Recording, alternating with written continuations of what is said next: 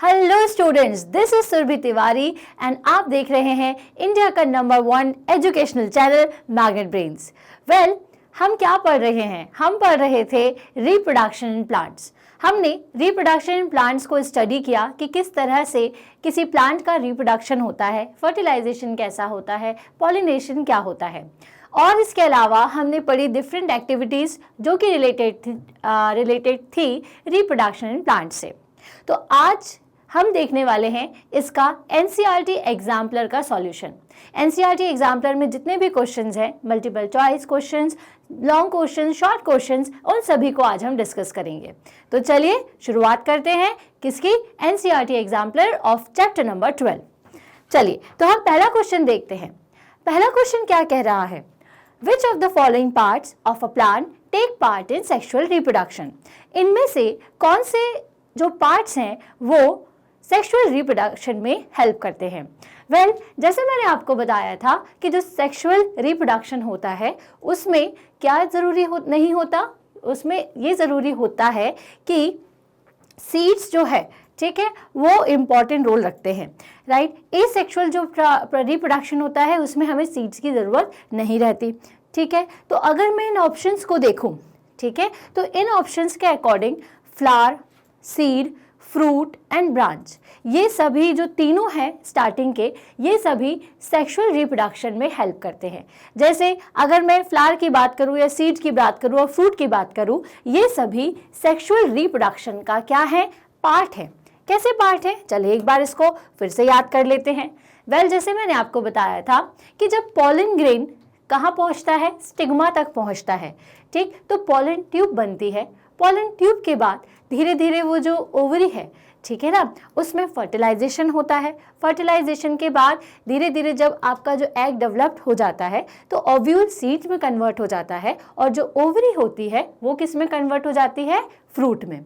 तो ये तो हमने देख लिया किस किस का काम। इसलिए हमने देखा कि सीड और ये जो फ्रूट है ये दोनों ही हमारे सेक्सुअल रिप्रोडक्शन में यूज़ में आते हैं। तो अब हम देखते हैं कि जो फ्लावर है उसमें क्या हुआ। भाई, फ्लावर ही ने तो क्या किया? फ्लावर ही के अंदर जो पॉलन ग्रेन्स थे वो कहाँ पहुँचे थे? दूसरे फ्लावर के स्टिग्मा तक या फिर सेम फ्लावर के स्टिग्मा तक। तो अगर हम इसका आंसर देखें तो इसका आंसर क्या होना चाहिए? इसका आंसर होना चाहिए option number B, that is first, second and third. क्योंकि ये तीनों ही ऑप्शंस, ये जो तीनों ही फ्लावर है, सीड्स है और फ्रूट है, ये तीनों ही हमारे सेक्सुअल रिप्रोडक्शन की प्रोसेस में यूज़ में आते हैं। इसीलिए हम इसमें क्या ऑप्शन लगाएंगे? ऑप्शन नंबर बी, जो कि है fruit, seed and flower, right. अब यहाँ पर ब्रांच क्यों नहीं हुआ? क्योंकि जो ब्रांचेस हैं, स्टेम हो गए, ब्रांचेस हो गए, बर्ड्स हो गए, ये सभी एसेक्सुअल रिप्रोडक्शन में यूज़ में आते हैं। जैसा हमने आपको बताया था, अगर ब्रांच को कट करके लगा देंगे तो फिर एक नया प्लांट उभर करके आ जाता है या एक नया प्लांट ग्रो कर जाता है, जैसा हम रोज़ में करते हैं, रोज़ प्लांट में करते हैं। तो ये सभी तो एसेक्सुअल के लिए यूज़ होते हैं, इसलिए इसका ऑप्शन क्या होगा? इसका ऑप्शन होगा ऑप्शन नंबर बी। तो आई होप आपको ये क्लियर हो गया होगा कि क्यों ये जो तीनों चीज़ें हैं वो सेक्सुअल रिप्रोडक्शन के पार्ट में आई। एक बार फटाक से फिर से आपको रिवाइज करवा देते हैं। Sexual reproduction is the process of development of new organism through the formation and fusion of gametes. हमें पता ही है कि जो सेक्सुअल रिप्रोडक्शन होता है वो न्यू प्लांट कैसे प्रोड्यूस करता है? Formation and fusion of gametes, male gametes and female gametes के मिलने के बाद जो फ्यूजन होता है उनका, उससे ही एक नया प्लांट बनता है। The organs specialised to perform sexual reproduction in flowering plants are flowers. जो ज़्यादा इंपॉर्टेंट होते हैं, सिंपल सा अगर हम समझें कि जो फ्लावर होते हैं वो मेन कंपोनेंट होते हैं या मेन पार्ट होते हैं प्लांट का रिप्रोडक्शन करने के लिए, है ना। चलिए, आफ्टर फर्टिलाइजेशन, जैसे मैंने अभी आपको समझाया था कि जब फर्टिलाइजेशन की प्रोसेस पूरी हो जाती है, ओवरी चेंजेस इनटू फ्रूट। जो ओवरी रहती है वो फ्रूट में चेंज हो जाती है and ovule changes into seeds. और जो ओव्यूल है वो किस में चेंज हो जाता है? वो चेंज हो जाता है सीड्स में। तो इस सीड्स प्रोड्यूसेस न्यू प्लांट। और फिर अगेन जो सीड है वो किसका मदद करता है? सीड जो है वो हमारी रिप्रोडक्शन में मदद करता है। इसकी मदद से एक नया प्लांट बन जाता है। तो आई होप आपको ये समझ में आ गया होगा कि जो फ्लावर है, सीड्स हैं एंड फ्रूट है, ये सभी किसका पार्ट है? ये सभी सेक्सुअल रिप्रोडक्शन का पार्ट है। ठीक, चलिए तो हम चलते हैं अब हमारे अगले क्वेश्चन की तरफ। अगला क्वेश्चन क्या कह रहा है? अगला क्वेश्चन कह रहा है Leela observe that a pond with a clear water, ठीक है, was covered up with green alga within a week. हाँ, उसने ये देखा कि उसके घर के पास एक पॉन्ड होगा, ठीक है, वो एक ही वीक के अंदर धीरे धीरे धीरे धीरे ग्रीन ग्रीन कुछ पैचेस उसमें बन गए, जिसको उसको नाम पता था कि एल्गा है, ठीक है। तो इस एल्गा से पूरा का पूरा जो पॉन्ड था वो भर गया। By which method of reproduction did the alga spread so rapidly? तो ऐसा कौन सा रिप्रोडक्शन मेथड वहां पर लगा था कि जो एल्गा है वो बहुत ही फटाफट से पूरे पॉन्ड में भर गया? तो हमने आपको स्टार्टिंग में ही समझा दिया था कि जो फ्रेगमेंटेशन की प्रोसेस होती है, याद होगा आपको, जो फ्रेगमेंटेशन की प्रोसेस होती है उस प्रोसेस में क्या होता है कि जो पेरेंट प्लांट होता है वो 2 से ज़्यादा पीसेस में अपने आप को डिवाइड कर लेता है और फटाफट से पूरे के पूरे पॉन्ड में वो फैल गया होगा, राइट, ठीक है। सो अगर बडिंग की प्रोसेस को देखें, अगर आपको बडिंग याद है तो बडिंग का मतलब क्या था कि जब यीस्ट फॉर्मेशन में हमने देखा कि अगर हम यीस्ट को वार्म वाटर के अंदर रखते हैं तो उसमें एक बड निकलना शुरू हो जाता है यीस्ट सेल से, धीरे धीरे वो बड मैच्योर होता है, फिर से सेल बनता है और बडिंग स्टार्ट होती है, ठीक। तो ये कौन सी प्रोसेस होती है? बडिंग की प्रोसेस होती है, जो कि हमारे यीस्ट या ऐसी जगहों पर ज़्यादा होती है, ठीक है। सेक्सुअल रिप्रोडक्शन क्या होता है? सेक्सुअल रिप्रोडक्शन का मतलब क्या होता है? अगर हम एक नया प्लांट ग्रो करते हैं by the help of flowers, ठीक, तो हम उसे सेक्सुअल रिप्रोडक्शन कहते हैं, तो ये ऑप्शन भी नहीं है। सेकंड क्या है? फ्रेगमेंटेशन। आपको पता ही है कि फ्रेगमेंटेशन का मतलब क्या होता है कि जब हमारा जो पेरेंट प्लांट है वो अपने आप को 2 से 3 पार्ट में डिवाइड करते करते करते करते पूरा एक नए प्लांट को ग्रो करना शुरू कर दे, तो उसे हम फ्रेगमेंटेशन कहते हैं। तो एल्गा के साथ यही फ्रेगमेंटेशन की प्रोसेस होती है। पॉलिनेशन तो बिल्कुल भी नहीं हो सकता, क्योंकि पॉलिनेशन का मतलब क्या होता है कि जब पॉलन ग्रेन्स कहाँ से ट्रांसफर होते हैं, एक फ्लावर से दूसरे फ्लावर के स्टिग्मा तक, या अपने ही फ्लावर के स्टिग्मा में अगर वो जाता है पॉलन ग्रेन, तो हम उसे पॉलिनेशन की प्रोसेस कहते हैं। तो इसका आंसर क्या होगा? इसका आंसर होगा फ्रेगमेंटेशन। चलिए तो हम चलते हैं हमारे थर्ड क्वेश्चन की तरफ। Seeds of drumsticks and maple are carried to long distances. Why wind? Because they possess. क्यों ये सीड्स जो हैं ड्रमस्टिक के या मैपल के, ये कहाँ चले जाते हैं? लॉन्ग डिस्टेंस पे by the help of wind. क्योंकि उनमें ऐसा क्या होता है? Winged seeds, large and hairy seeds, long and rigid fruit या स्पाइनी सीड्स। तो आपको मैंने बताया था कि जो ड्रम स्टिक है या मैपल का हमने आपको जब एग्जांपल समझाया था तो हमने आपको बताया था कि जो इसकी सीड्स होती हैं वो विंज्ड सीड्स होती हैं, जिसकी मदद से वो आसानी से डिस्टेंस को कवर कर सकती है। मतलब एक जगह से दूसरी जगह पर इस तरीके की अगर सीड्स है तो वो पहुँच जाएंगी, ठीक है। तो इसका आंसर क्या होगा? इसका आंसर होगा विंज्ड सीड्स। ओके, चलिए नेक्स्ट क्वेश्चन की तरफ चलते हैं। नेक्स्ट क्वेश्चन है question number 4। The I of the potato plant is what? हमें जब पोटैटो के बारे में पढ़ रहे थे तो हमने आपको बताया था कि आई क्या होती है उसकी। तो चलिए पहले ऑप्शन देख लेते हैं कि ऑप्शन क्या क्या कह रहा है। तो ऑप्शन है the root is to any plant, the bird is to a flower, the bird is to bryophyllum leaf, the anther is to stamen. ठीक है, क्या ये the root is to plant, क्या ये रूट है प्लांट के लिए? The bird is to flower, flower के लिए बर्ड है।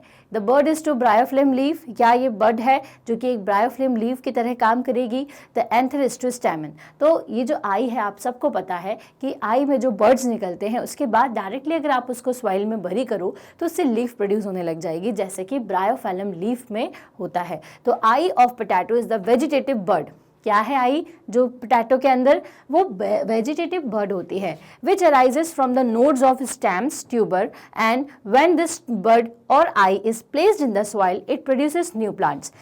क्योंकि ये जो बर्ड है वो एक नए प्लांट को ही प्रोड्यूस करता है, ना कि फ्लावर को, ना ही रूट है वो, ना ही ये एंथर है स्टैमेन का। तो इसका आंसर क्या होगा? इसका आंसर होगा the bird is to bryophyllum leaf.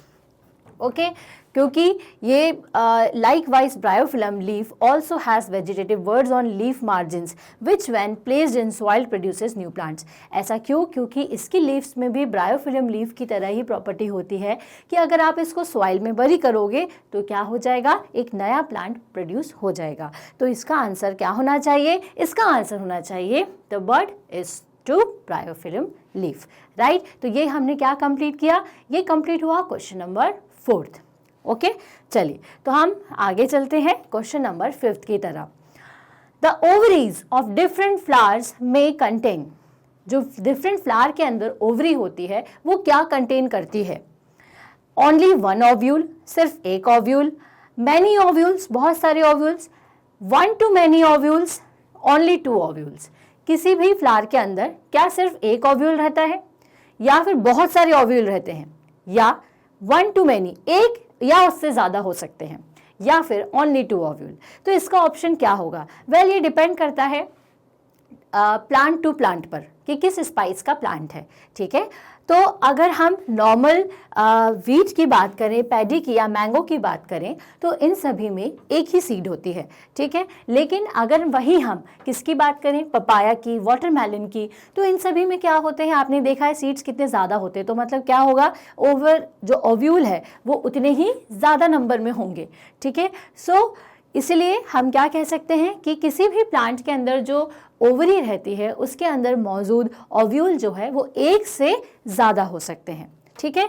ये ऑप्शन भी नहीं होगा क्योंकि ये क्या बोल रहा है कि सिर्फ एक ओव्यूल है। तो भाई कई उसमें तो ज़्यादा भी होते हैं। ये क्या कह रहे हैं कि मैनी ओव्यूल्स होते हैं। इनका कहने का मतलब क्या था सेकेंड ऑप्शन का, कि सभी में बहुत ज़्यादा होते हैं, तो ये भी गलत है, ठीक है। 1 to many ओव्यूल, एक या उससे ज़्यादा हो सकते हैं, एक या इससे ज़्यादा, तो ये ऑप्शन सही है। ओनली 2 ओव्यूल मतलब कि हर फ्लावर में या हर प्लांट में 2 ही ओव्यूल होते हैं, तो ये बिल्कुल गलत है, ठीक है ना। तो इसका ऑप्शन क्या होगा? इसका ऑप्शन होगा ऑप्शन नंबर सी। चलिए तो आगे चलते हैं अगले क्वेश्चन की तरफ जो है क्वेश्चन नंबर 6। चलिए तो क्वेश्चन नंबर 6 देखते हैं। Which of the following statement are true for sexual reproduction in plants. हमें ये बताना है कि इन जितने भी आपको ऑप्शंस दिए हुए हैं वो सेक्सुअल रिप्रोडक्शन के लिए स्टेटमेंट सही है या नहीं है, या फिर 2 सही हैं 3 सही हैं, ये ऑप्शन आपको बताना है, ठीक है, कि सेक्सुअल रिप्रोडक्शन अगर होता है तो इनमें से कौन कौन से ऑप्शंस करेक्ट हो सकते हैं। Well plants are obtained from seeds, ठीक है, प्लांट्स जो हैं वो सीड्स से ऑब्टेन होते हैं। ओके हम किसकी बात कर रहे हैं? सेक्सुअल रिप्रोडक्शन की, तो इस बात को ध्यान रखिएगा। सेकेंड है 2 plants are always essential, 2 plant हमेशा ही ज़रूरी होंगे, ठीक है। तीसरा पॉइंट है fertilisation can occur only after pollination, fertilisation जो है वो पॉलिनेशन के बाद होता है। फोर्थ पॉइंट ये कह रहा है only insects are agents of pollination, ठीक है, सिर्फ इंसेक्ट्स ही क्या होते हैं, क्या पॉलिनेशन के एजेंट्स होते हैं। ये इन सारे ऑप्शंस आपको दिए हुए हैं, अब आपको इसका आंसर करना है। तो चलिए हम देख लेते हैं कि इनमें से क्या क्या सेक्सुअल रिप्रोडक्शन के लिए सही होगा। तो plants are obtain from seeds, तो ये तो सही है, हमने आपको बताया था कि जो सीड्स हैं they are responsible for sexual reproduction, तो प्लांट्स जो हैं वो सीड से ही हमें मिलते हैं, ये ऑप्शन सही है। 2 प्लांट्स आर ऑलवेज एसेंशियल, क्या सेक्सुअल रिप्रोडक्शन के लिए 2 प्लांट्स की ज़रूरत पड़ती है हमेशा? तो ये क्या सही है? जी नहीं, हमने आपको बताया था कोई भी प्लांट जो है वो 2 तरीके से पॉलिनेशन करता है, पहला सेल्फ पॉलिनेशन और दूसरा क्रॉस पॉलिनेशन। तो सेल्फ पॉलिनेशन में क्या होता है? सेल्फ पॉलिनेशन में जो पॉलन ग्रेन्स हैं वो सेम फ्लावर के स्टिग्मा तक पहुंच जाते हैं, और क्रॉस पॉलिनेशन में क्या होता है? क्रॉस पॉलिनेशन में जो पॉलन ग्रेन्स हैं वो एक फ्लावर से दूसरे फ्लावर तक पहुंचता है। तो इसका मतलब क्या है कि 2 प्लांट्स हों इसकी ज़रूरत ज़रूरी नहीं है, तो ये आपका ऑप्शन गलत हो जाएगा, ठीक। थर्ड ऑप्शन क्या कह रहा है? Fertilisation can occur only after pollination, क्या फर्टिलाइजेशन पॉलिनेशन के बाद ही ऑकर होता है? तो जी हाँ, पॉलिनेशन जब होगा तभी तो फर्टिलाइजेशन होगा, तो ये हो जाएगा option third. Only insects are agents of pollination, क्या पॉलिनेशन के लिए सिर्फ इंसेक्ट्स ही अपने ज़रूरी हैं? जी नहीं, इसके अलावा विंड और वाटर भी पॉलिनेशन की मदद कर सकते हैं। तो इसका ऑप्शन क्या हो जाएगा, ये गलत। तो अगर हम फर्स्ट और थर्ड को सही बोल रहे हैं तो हमारा जो आंसर होगा वो हो जाएगा option number A. Option number A, that is plants are obtained from seeds. Fertilization can occur only after pollination. Okay? किसके केस में बात कर रहे हैं, ये सेक्सुअल रिप्रोडक्शन के बारे में, इसीलिए ये ऑप्शंस दोनों करेक्ट हैं। ठीक है, तो ये हो गया हमारा क्वेश्चन नंबर 6 जिसका आंसर था ए। ठीक है, because it is not necessary to have two plant for sexual reproduction to take place in same pollinated plants. Single plant can perform sexual reproduction. Besides insects, many other agents carry out pollination, that is bats, snails, birds, wind, water, etc. क्योंकि insects के अलावा भी बहुत सारे agents हैं जो कि pollination कर सकते हैं, जैसे बैट्स हो गए, स्नेल्स हो गए, बर्ड्स हो गई, विंड हो गई, वाटर हो गया, एटसेट्रा। चलिए, तो ये क्वेश्चन हमारा यहाँ खत्म होता है। अब हम चलते हैं क्वेश्चन नंबर 7 की तरफ। क्वेश्चन नंबर 7 क्या कह रहा है, चलो ये जान लेते हैं।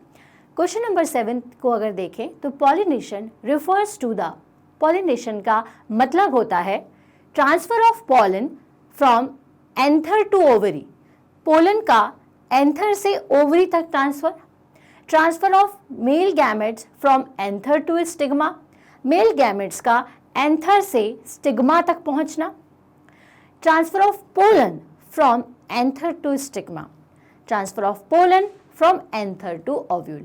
वेल, पहला ऑप्शन अगर आप देखो, transfer of pollen from anther to ovary, तो क्या पोलन डायरेक्टली ओवरी में पहुंच जाता है? जी नहीं, तो ये ऑप्शन गलत हो जाएगा। Transfer of male gametes from anther to stigma, क्या मेल गैमेट्स ही पहुंचते हैं? जी नहीं, पोलन ग्रेन पहुंचता है। So transfer of pollen from anther to stigma, anther से स्टिग्मा तक कौन पहुंचेगा? पोलन, तो इसलिए ये करेक्ट है। Transfer of pollen from anther to ovule, ये भी गलत है क्योंकि जो पॉलन है वो डायरेक्टली ओव्यूल में नहीं जाता। ठीक है ना, ओके। सो इसका ऑप्शन क्या हो जाएगा? Option number C, that is transfer of pollen from anther to stigma. ठीक है, क्योंकि the transfer of pollen grains from anther to the stigma is called the pollination. Right? Pollen grains are immobile. They cannot move by themselves to reach the stigma. The external agency is required for this. Obvious सी बात है, जैसा हमने last question में भी देखा था कि जो pollen grains हैं वो कैसे पहुंचते हैं? With the help of agents. Agents कौन कौन से होते हैं? Agents होते हैं insects हो गए, birds हो गई, water, wind, etc. ये सभी agents कहलाते हैं। तो चलिए, क्वेश्चन नंबर 7 का आंसर हमें मिल चुका है, जो कि क्या है? Option number C. चलिए, तो आगे चलते हैं। नेक्स्ट क्वेश्चन है आपका very short answer type questions. आपको वेरी शॉर्ट आंसर्स इसमें देना है। Fungus, moss and fern reproduce by a common method of asexual production, name the method. जो फंगस, मूज और फर्न है वो एक कॉमन मेथड से प्रोड्यूस होते हैं एसेक्सुअल रिप्रोडक्शन की, वो क्या है? तो हमने स्टार्टिंग में ही पढ़ा था कि जो स्पोर फॉर्मेशन है उसको ब्रेड के एग्जाम्पल से हमने रिलेट किया था। तो आपको ब्रेड का एग्जाम्पल याद रखना है, जहाँ पर भी फंगी आए दैट मीन्स कि वहाँ पर क्या हो रहा है? वहाँ पर स्पोर फॉर्मेशन हो रहा होगा। तो इसका आंसर क्या है? इसका आंसर है स्पोर फॉर्मेशन, क्योंकि हमने आपको बताया था कि यही जो स्पोर्स हैं वो फंगस, मूज या फिर आपके फर्न को रिप्रोड्यूस करने का काम करते हैं। तो ये क्या होगा? Spore formation. ठीक, तो हमें क्वेश्चन नंबर 8 का सॉल्यूशन मिल गया है। हम चलते हैं क्वेश्चन नंबर 9 की तरफ। चलिए, तो देखते हैं क्वेश्चन नंबर 9 क्या है। Pick the odd one out. आपको इसमें से ऑड वन आउट पिक करना है। ऑड वन आउट तो समझते होंगे, आपको 4 ऑप्शन दिए होते हैं या फिर 5, जितने भी ऑप्शन दिए होते हैं उसमें बाकियों में सभी में सिमिलैरिटी होगी कहीं ना कहीं।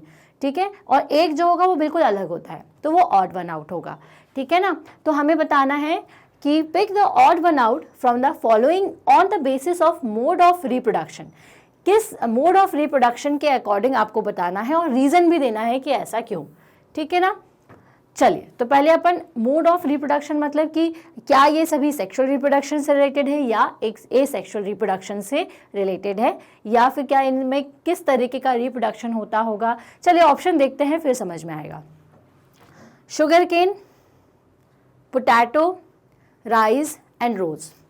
अगर शुगर केन को देखूं तो जो शुगर केन है उसका अगर रिप्रोडक्शन होता है तो किसके लिए कैसे होता है, वो होता है एसेक्सुअल रिप्रोडक्शन।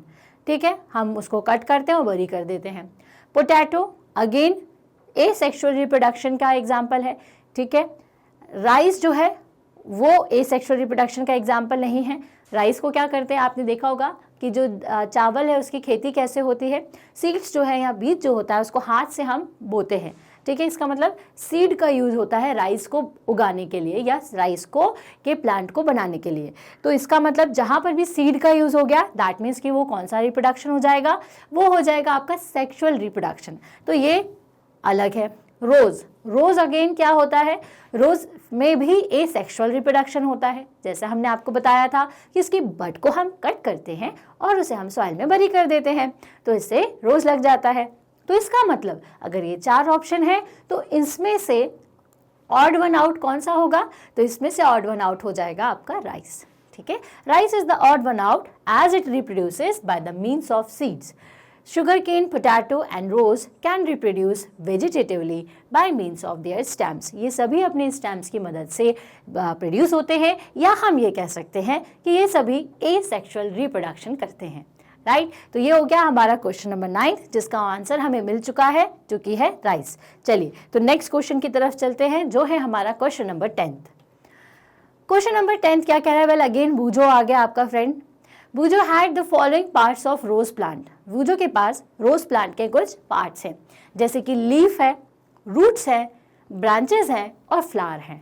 ठीक है ना, अ बड एंड अ पॉलन ग्रेन, और साथ साथ क्या है, बड भी है और पॉलन ग्रेन भी है। Which of them can be use to grow a new rose plant. इनमें से कौन सी चीज जो है वो नए रोज प्लांट को लगाने में मदद करेगी। वेल ब्रायोफिल्म जैसे या पोटैटो की तरह हम इसमें किसका यूज़ नहीं कर सकते, इसमें हम लीफ का यूज़ नहीं कर सकते। ठीक है, तो ये भी नहीं ऑप्शन आएगा। रूट की मदद से भी नहीं लगेगा, फ्लावर की मदद से भी नहीं लगेगा, बड या पॉलन ग्रेन की मदद से भी नहीं लगता है, because bud is a vegetative parts, है ना। और रोज़ में वो काम में नहीं आएगा, हमें सिर्फ उसको क्या करना पड़ेगा, हमें उसकी ब्रांच को कट करना पड़ता है जहाँ से बर्ड्स निकलते हैं न्यू, राइट, वहाँ से हम उसको कट कर देते हैं और उसको बरी कर देते हैं। So a branch of rose plant can be used to grow a new rose plant. तो जो रोज प्लांट होता है उसकी जो ब्रांच है वही यूज में आती है। It is because rose can be vegetatively propagated by means of stem cutting. Stem की कटिंग के द्वारा हम इसकी वेजिटेटिवली प्रोपोगेशन इसमें कर सकते हैं और एक नए प्लांट को ग्रो कर सकते हैं। ठीक है, तो इस तरह से हमने यहाँ पर कंप्लीट किया क्वेश्चन नंबर 10। ठीक है, चलें आगे। Okay, so which type of pollination does the figure indicate. अब आप पहले पॉलिनेशन को देखो, क्या हो रहा है, क्या इसमें 2 फ्लावर है, नहीं, क्या 2 प्लांट है, नहीं, यहाँ पे जो एंथर है उससे कुछ चीज़ निकल करके स्टिग्मा में जा रही होगी, तो ये क्या होगा, ये होगा आपका पॉलिन ग्रेन। ठीक है, ये है हमारा स्टिग्मा, ओके, एंड ये है एंथर, राइट। सो इस तरीके का जब पॉलिनेशन होता है जो कि सेम फ्लावर में ही होता है उसे हम कहते हैं सेल्फ पॉलिनेशन।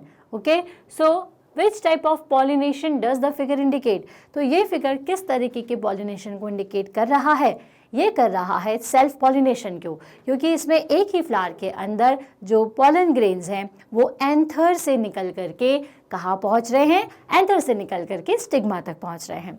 ठीक है, the given figure indicates self pollination because in this figure pollen grains are transferred from anther to a stigma of same flower। एक ही फ्लावर में ही ये पॉलिनेशन हो रहा है, इसलिए ये सेल्फ पॉलिनेशन है। ठीक है, तो आई थिंक ये आंसर आपको समझ में आ गया होगा, ये क्वेश्चन भी समझ में आ गया होगा। चलते हैं हम हमारे नेक्स्ट क्वेश्चन की तरफ। वेल नेक्स्ट क्वेश्चन क्या कह रहा है, वन मॉर्निंग अ पहेली strolled in her garden. She noticed many small plants which were not there a week ago. She wondered where they had come from as nobody had planted them there.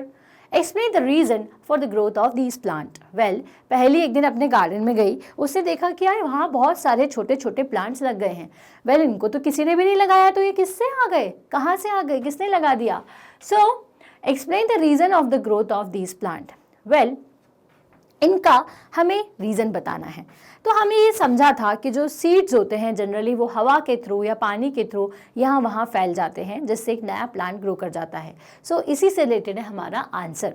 The seeds of the plants growing in Paheli's garden may have been brought into the garden by the agency of wind। Well, जो पहेली का garden है वहाँ पर जो seeds होंगे वो हवा की मदद से गार्डन में फैल गए होंगे, ठीक है ना। These seeds on falling on the ground germinated and developed into a new small plants। ये जो आपके छोटे छोटे सीड्स थे वो गार्डन में जाकर के जब सॉइल से मिले होंगे तो जर्मिनेट हुए होंगे और इसके बाद एक नए प्लांट में कन्वर्ट हो गए होंगे। तो इसका आंसर क्या है कि क्योंकि वहाँ पर एजेंट जो था, विंड जो एजेंट है, उसने वहाँ पर काम किया होगा और सीड्स को उठा करके उसने पूरे गार्डन में फैला दिया होगा, ठीक है। तो इस तरह से बिना ही किसी और के बीज लगाने के नया प्लांट जो है वो उभर करके आ गया होगा, एक नया प्लांट वहाँ पर लग गया होगा, ठीक है।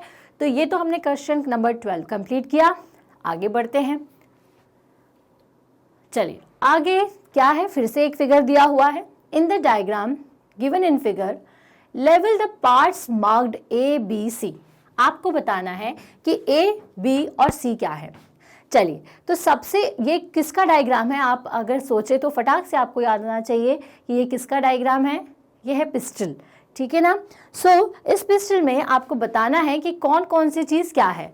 तो ये ए, अगर सबसे ऊपर की बात करूं, ठीक है ना, ये जो पार्ट है यहाँ पर क्या आया होगा, यहाँ पर आया होगा आपका बिल्कुल बाहर अगर बता रहे हैं और एकदम अलग डिज़ाइन से, तो ये हो जाएगा आपका पॉलन ग्रेन, ठीक है। क्या है ये, पॉलन ग्रेन। इसके बाद आपसे पूछा होगा कि ये जो ट्यूब दिख रही है, ये जैसे स्टाइलिश सी ट्यूब है, ये क्या है। तो हमने आपको बताया था कि जैसे ही पॉलन ग्रेन स्टिग्मा में पहुंचता है तो उसके अंदर जो यहाँ पर स्टाइल जो होता है, इस पोर्शन को हम स्टाइल कहते हैं। इसके अंदर एक वाटरी फॉर्म का स्वीट लिक्विड होता है जिसके साथ मिलकर के न्यूट्रिशन उसको मिलते हैं और धीरे धीरे वो पॉलन ट्यूब में कन्वर्ट हो जाता है। और ये पॉलन ट्यूब धीरे धीरे कहाँ चली जाती है, और चली जाती है ये ओवरी के अंदर, जहाँ पर आपके ओव्यूल्स रहते हैं, उनके साथ मिलकर के ये फीमेल एग के साथ मिलकर के क्या बनाता है, जायगोट। ओके, सो ये जो बीच वाला पोर्शन है ये क्या है आपका, ये है पॉलन ट्यूब, ठीक है ना। अब जब ये इसके साथ यहाँ पर मिल गया, ठीक है, अब देखिए आंसर में हम ओवरी और ओव्यूल भी समझ सकते थे, लेकिन स्टार्टिंग से ही कुछ इस तरीके की आपको इमेज दिखी कि कोई चीज़ आई, ये जो स्टार मार्क जैसा दिख रहा है, इसका मतलब कि पॉलन ग्रेन आया। उसके बाद ये ट्यूब से ही रिलेटेड सारी चीज़ें पूछ रहे हैं, तो इसका मतलब पॉलन ट्यूब। और पॉलन ट्यूब जब जाकर के ओवरी में मिली तो क्या होगा, वहाँ पर क्या हुआ होगा, वहाँ पर फर्टिलाइजेशन की प्रोसेस होने शुरू हो जाएगी। इसका मतलब जब मेल और फीमेल गैमेट्स मिले होंगे तो जायगोट बना होगा। तो थर्ड ऑप्शन जो सी आपका ऑप्शन दिया हुआ है उसका आंसर क्या हो जाएगा, उसका आंसर हो जाएगा जायगोट। ओके, तो ये हो गया हमारा क्वेश्चन नंबर 13। अब चलते हैं हम क्वेश्चन नंबर 14 की तरफ। So when you keep food items like bread and fruit outside for a long time, ठीक है, जब आप अपने यहाँ के ब्रेड या फ्रूट को अपने फ्रिज से बाहर या आउटसाइड रख देते हैं, कट करके खोल करके, specially during the rainy season, बारिश के टाइम पर, you will observe a cottony growth on them. तो आपको दिखता होगा कि कुछ कॉटन सा ऐसे जिसमें पानी पानी की बूंदें दिखती हैं या कॉटन सा कुछ उभर जाता है हमारे ब्रेड के ऊपर भी और किसके ऊपर, हमारे फ्रूट्स के ऊपर भी। So what is the growth called, उस ग्रोथ को क्या कहते हैं, how does the growth take place, और ये ग्रोथ होती कैसे है, हमें इन दोनों के बारे में बताना है। Well, it is bread module a fungus.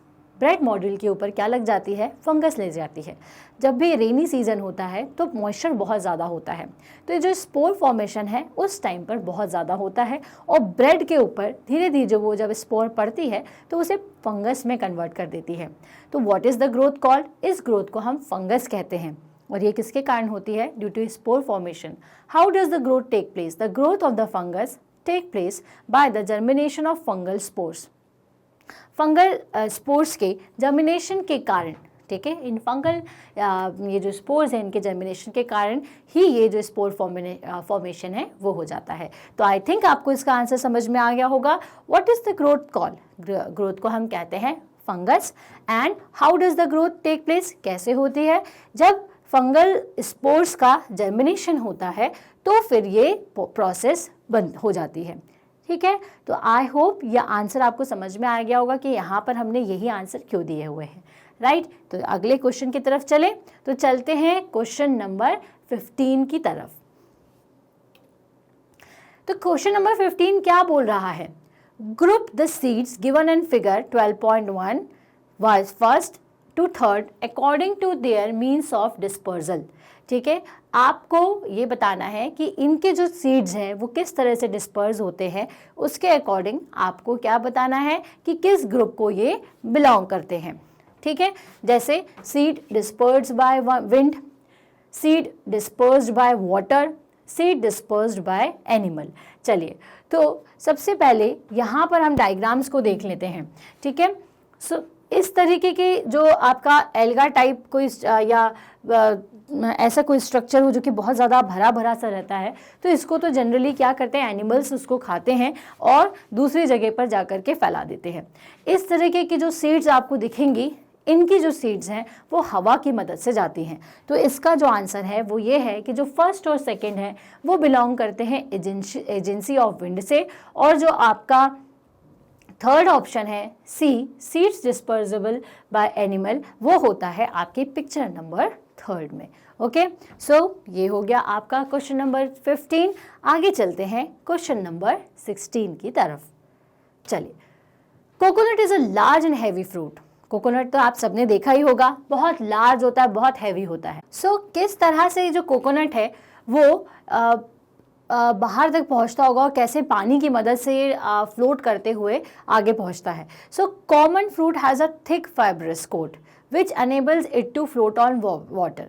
देखिए क्या होता है, कोकोनट के ऊपर जो कोटिंग होती है वो काफ़ी ज़्यादा फाइबर्स की होती है। आपने देखा होगा उसकी जो जूट हम कहते हैं वो काफ़ी सारी होती है, जिसकी मदद से वो क्या कर सकता है, पानी में आसानी से फ्लोट कर सकता है, जो कि बाकी के फ्रूट्स में नहीं होता। तो इसीलिए इसका आंसर हो जाएगा coconut is a large and heavy fruit. How it is adopted for dispersal by water, क्योंकि जो कोकोनट है उसमें थिक फाइबरस कोट होता है, जिसकी वजह से क्या होता है कि ये दूसरी जगह पर पानी की मदद से फ्लोट करता हुआ, तैरता हुआ दूसरी जगह तक पहुंच जाता है, ठीक है। इसलिए जनरली हम देखते हैं कि जहाँ पर पानी ज़्यादा होता है या सी एरिया में, वहाँ पर किनारों पर ज़्यादा आपको कोकोनट ट्री देखने को मिलते हैं, ठीक है ना। तो इसका आंसर हो गया। चले आगे, नेक्स्ट है क्वेश्चन नंबर 17।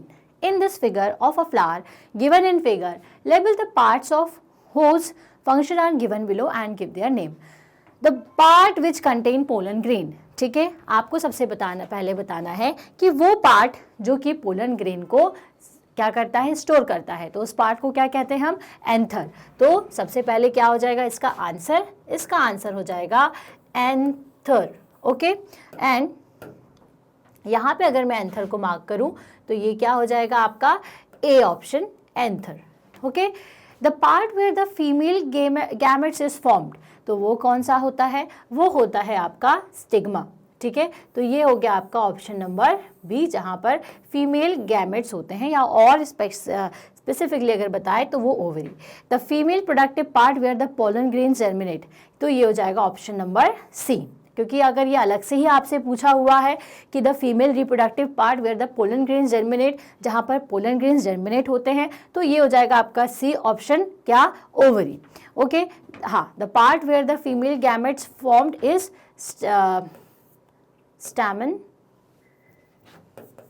स्टिग्मा, ओके, या हम इसको पिस्टल भी कह सकते हैं। The female reproductive part where the pollen grains germinate are ovary. The colourful part of the flower which attract insects, तो वो क्या हो जाएंगे आपकी पेटल्स, ठीक है। कौन सा कलर, ये हो गया आपका ओवरी, ठीक है। और पेटल्स जो कि कलरफुल रहती हैं, फ्रेगनेंट रहती हैं, वो सभी पेटल्स हैं, okay. So I think question number 7 आपको क्लियर हो गया। एक बार हम इसके ऑप्शंस को और देख लेते हैं। Anther, ovary, stigma and petals, हमने भी वही बताया था कि कौन कौन सा है, the part which contain pollen grains is anther, ठीक है, option number A anther. The part where the female gamete is formed, उसको हम क्या कहते हैं, उसे हम कहते हैं stigma. The part where female reproductive part where pollen grains germinate, जहाँ पोलन ग्रेन जर्मिनेट होते हैं वो होता है ओवरी, ठीक है। The colourful part of the flower which attract insect are petals. Okay, तो ये सभी हमारे आंसर्स हैं, ठीक है ना, जो कि आपको ध्यान में रखना है। Anther, ovary, stigma and petals, right. आपको आई थिंक ये क्लियर हो गया होगा कि कौन सा पोर्शन क्या है, और इसको आप कुछ इस तरह से बता सकते हैं, ठीक है। आई होप ये आंसर आपको समझ में आ गया होगा। तो हम आगे चलें। नेक्स्ट है आपका क्वेश्चन नंबर 18, जिसमें आपको फिल इन द ब्लैंक्स बताना है। The male and female gametes fuse to form, male और फीमेल गैमेट्स जब आपस में मिलते हैं तो उसकी मदद से क्या बनता है। तो हम आपको बता चुके हैं कि जब भी मेल गैमेट्स और फीमेल गैमेट्स आपस में ये दोनों मिलते हैं तो उनकी मदद से क्या होता है, जायगोट बनता है। तो यहाँ पर आंसर आ जाएगा आपका zygote. During the process of dash, किस प्रोसेस में होता है ऐसा, तो ये कौन सी प्रोसेस में होता है, during the process of fertilisation. तो जब भी फर्टिलाइजेशन होता है तो क्या होता है, जायगोट बनता है। दिस ग्रो इनटू एन, ये जो जायगोट है वो कहाँ ग्रो करता है, तो हमें पता है एम्ब्रॉय में, which is enclosed with a seed, जो कि सीड से एनक्लोज्ड होता है। After fertilisation the ovule developed into dash and the ovary developed into dash. Ovule जो है वो किस में डेवलप हो जाता है, ओव्यूल डेवलप हो जाता है आपके सीड्स में, और जो आपकी ओवरी है वो डेवलप हो जाती है फ्रूट में। तो आई होप ये समझ में आ गया होगा। जैसे ही मैं आपको फिर से बता दूं, फीमेल गैमेट्स और मेल गैमेट्स के मिलने से जायगोट बनता है। जायगोट की जो प्रोसेस होती है वो होती है फर्टिलाइजेशन के कारण, ओके। एंड ये जो फर्टिलाइजेशन होता है वो एम्ब्रॉय के अंदर होता है, और इसके बाद फर्टिलाइजेशन में जो ओव्यूल डेवलप होता है वो कन्वर्ट हो जाता है हमारे सीड्स में, और जो ओवरी है वो कन्वर्ट हो जाती है फ्रूट में, जिसको हम यूज़ करते हैं। Okay, so I hope question number 18 आपको क्लियर हो गया है। अब हम चलते हैं हमारे क्वेश्चन नंबर 19 की तरफ। ओके, वेल एग्ज़ाम टाइम में ये सभी जो हम क्वेश्चंस आपको बता रहे हैं उनको आप हमारे चैनल से ही एक बार देख लिए, क्योंकि बहुत आसानी हो जाती है हमें रिवीजन करने में और समझने में क्वेश्चंस को। ओके, तो चलो क्वेश्चन नंबर 19 की तरफ चलते हैं। इन the diagram of a bisexual flower, ये कैसा फ्लावर है, बाइसेक्सुअल। अब बाइसेक्सुअल आपको पता होना चाहिए, मैं काफ़ी बार बता चुकी हूँ। चलिए एक बार और बता देते हैं। बाई का मतलब होता है टू, सो बाइसेक्सुअल मतलब जिसमें फीमेल और मेल गैमेट्स दोनों हो, फीमेल और मेल पार्ट दोनों हो, उसे हम क्या कहेंगे, bisexual flower. So given as figure, draw the missing part and level the part marked A, B, C. Also level the missing part that you draw. Okay. So यहाँ पे मुझे दिया हुआ था A पार्ट कौन सा है, B पार्ट कौन सा है और C पार्ट कौन सा है। तो हम देख लेते हैं भाई। A पार्ट जो है हमारा वो कहलाता है पेटल, और ये तो हमारा स्टैमन हो गया, ठीक है ना, जिसमें एंथर होता है ऊपर, तो ये स्टैमन, ये पेटल, और नीचे ये क्या कहलाता है, ये जो ग्रीन ग्रीन सा आपको नीचे निकलता हुआ दिखता होगा वो होता है सेपल। द लेवल diagram of bisexual flower along with the missing part, style and stigma as well as unlabelled part ovary as follows. अब इसके अलावा आपको लेवल तो बता दिया था कि स्टैमन, पेटल और सेपल पे तो उन्हें लेवल लगा करके बताया था। अब हमें क्या क्या बताना है, इसके अलावा हम ये बता सकते हैं कि ये जो पार्ट है ये पिस्टल होता है, ठीक है। यहाँ हम इसको क्या कहते हैं, इस पार्ट को हम कहते हैं स्टिग्मा, ओके। एंड इसके अंदर एक पार्ट और आप ड्रॉ करके बता सकते हैं, जिसको हम लिख सकते हैं ओवरी, ओके। तो ये सभी हमारे मिसिंग पार्ट्स थे। आप अगर इसको और डिटेल में ड्रॉ करना चाहते हो, और डिटेल में ड्रॉ करके ओव्यूल और एग फॉर्मेशन, इसके अलावा मतलब इसमें यहाँ पे इस तरह से होते हैं ना, अगर हम इसको बढ़ा दें, ठीक है ना, तो यहाँ पे आप क्या करोगे, यहाँ पे आप बता सकते हो कि ये ओवरी है, इसमें ओव्यूल है। इसके साथ साथ हम क्या बता सकते हैं, पॉलन ट्यूब को बना करके भी इसमें बता सकते हैं, ठीक है। तो मिसिंग पार्ट्स जितने ज़्यादा आप बनाएंगे, जो कि हमारी आगे वाली स्लाइड्स में आप देखोगे वीडियो में, तो आपको दिखेगा एक कंप्लीट फ्लावर का डायग्राम किस तरह से होता है। ओके, तो ये हो गया हमारा क्वेश्चन। आगे चल के हैं हम नेक्स्ट क्वेश्चन की तरफ। चलिए, तो क्वेश्चन नंबर 20 जो कि लास्ट क्वेश्चन है, इसको देखते हैं। Right how the following seeds are dispersed, किस तरह से सीड्स जो है वो डिस्पर्स होती हैं। Okay, seeds with wings. Seeds with wings are dispersed by wind, जिसमें सीड्स में विंग्स होती हैं, ठीक है, छोटे छोटे आपको निकले हुए दिखते होंगे वाइट वाइट से फरी, वो सभी विंड की मदद से डिस्पर्स हो जाती हैं। Wings of the seeds help them to float in air and get carried to long distance. Example, maple. ठीक है, तो कौन सी सीड जो है वो हमारी किस प्लांट की, मैपल की जो सीड्स होती हैं उसमें हल्के हल्के विंग्स होते हैं जो कि हेल्प करते हैं उसको हवा में आसानी से उड़ने के लिए, और वो बहुत लॉन्ग डिस्टेंस तक पहुंच जाती हैं। नेक्स्ट है small and light seeds. Okay, जैसे स्मॉल एंड लाइट सीड्स के बारे में पूछा गया है, तो स्मॉल और छोटी जो सीड्स होती हैं वो भी हवा के द्वारा पहुंच जाती हैं। Small and light seeds are easily blown away by wind and are carried to far off place. ठीक है, बहुत ही आसानी से ये हवा के द्वारा उड़ जाती हैं और बाहर बहुत काफ़ी दूरी तक पहुंच जाती है। एग्जाम्पल ग्रासेस, ठीक है, जैसे grass. Seeds with spines hooks are dispersed by animals. जैसे हमने बताया था कुछ ऐसे ऐसे स्पाइंस निकले हुए रहते हैं, छूने में भी हमें थोड़े से टफ लगते हैं, वो किसकी मदद से पहुंचते हैं, वो एनिमल्स और ह्यूमंस की मदद से पहुंचते हैं। हमारे अगर फरी कोई क्लोथ्स हैं तो उन फरी क्लोथ्स में वो चिपक करके पहुंच जाते हैं, या एनिमल्स के फरी बॉडी में चिपक के जनरली ये पहुँचते हैं। स्पाइनी और hooked seeds get attach to the bodies of animals और clothes of human beings and are carried to distance places. Well, ये जो भी है अभी जैसे मैंने आपको बताया एनिमल और ह्यूमन के द्वारा पहुंचते हैं। एग्जाम्पल सैंथियम, तो इसका एग्जाम्पल क्या है, सैंथियम। ओके, तो ये हो गया हमारा answer number 20 complete. I hope आपको ये सभी एनसीईआरटी के सॉल्यूशन जो हमने किए हैं एग्जाम्पलर के वो समझ में आए होंगे। ओके, सो अब आपको करना क्या है, वेल ये तो हमारा चैप्टर नंबर 12 पूरा कंप्लीट हो गया, रिप्रोडक्शन इन प्लांट। हमने एनसीईआरटी सॉल्यूशन किया, हमने एनसीईआरटी एग्जाम्पलर को भी सॉल्व कर लिया।